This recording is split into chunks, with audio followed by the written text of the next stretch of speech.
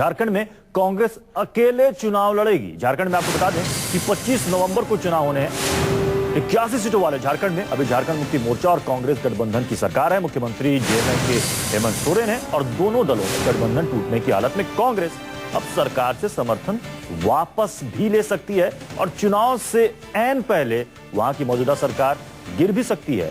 साथ ही झारखंड में राष्ट्रपति शासन भी लग सकता है। तो कांग्रेस और जेएमएम के बीच बातचीत चल रही थी कि एक गठबंधन के तहत झारखंड में चुनाव लड़ा जाए, लेकिन सीटों को लेकर मामला फंस रहा था। 81 सीटें हैं, कुल विधानसभा सीटें हैं झारखंड में, और चूंकि वहां पर जेएमएम की सरकार है, कांग्रेस, आरजेडी, जेडीयू ने उसे बाहर से समर्थन दे रखा है। हेमंत सोरेन वहां के मुख्यमंत्री हैं, लेकिन अब गठबंधन टूटने के बाद कहा जा रहा है कि जिस सीटों के तालमेल टूटने के बाद अब हो सकता है कि कांग्रेस वहां से समर्थन खींच ले। रमन, क्या खबर आ रही है, क्या कांग्रेस समर्थन खींचेगी?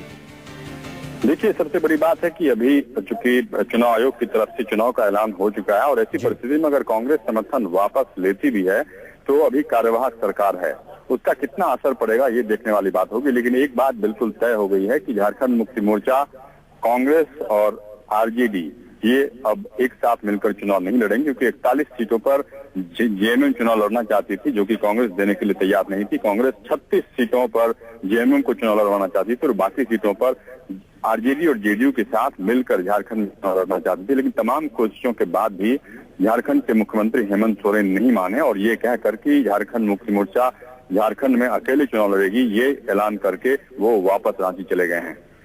जी रमन, अब सवाल यह है कि झारखंड जब से झारखंड राज्य बना है 14 सालों में इतनी टूट फूट वहां देखने को मिली है। अब तक तो 9 मुख्यमंत्री वहां पर हो चुके हैं।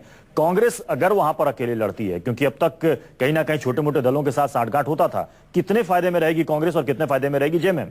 देखिए, लोकसभा के चुनाव में आपने देखा कि झारखंड मुक्ति मोर्चा, कांग्रेस और आरजेडी ने मिलकर चुनाव लड़ा था और जिस तरीके से नरेंद्र मोदी की हवा चली थी, बड़ी तादाद में बीजेपी के सांसद जीत कर आए थे। ऐसे में जेडीयू को भी मिलाकर कांग्रेस पार्टी चुनाव लड़ना चाहती थी, लेकिन जैसा संकेत झारखंड से उभर कर सामने आ रहे हैं, उसके मुताबिक झारखंड मुक्ति मोर्चा और कांग्रेस के खिलाफ एक माहौल है और हो सकता है कांग्रेस के नेताओं ने फैसला किया है अगर अकेले चुनाव भी लड़ती है तो बहुत ज्यादा नुकसान पार्टी को नहीं होगा।